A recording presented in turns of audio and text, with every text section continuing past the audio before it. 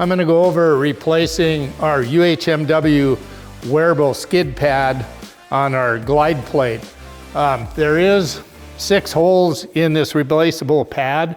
You'll only be using 3 of them, the 3 holes that are just adjacent to the steel cut edge. Therefore, they're protected from wear when you skid across the surface. What you'll need is just a 1/2-inch wrench and a ratchet or an impact, and remove the fasteners. I'm using a 5/16 fastener with a flange nylock nut.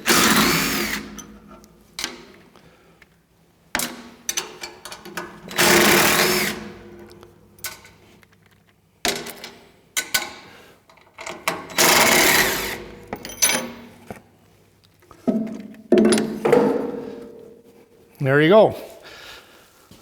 And then obviously you grab a new skid plate or skid shoe. This is UHMW, a high resistance plastic.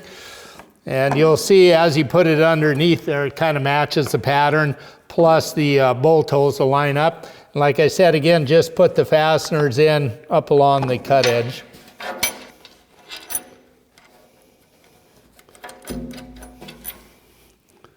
Oops, drop your bolt like usual.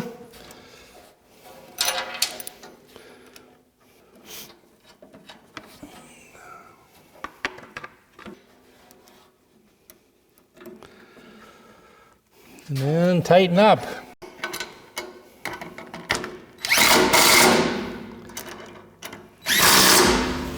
You can just snug these. You could keep tightening them. It'll draw the head right through the UHMW. So just good and snug.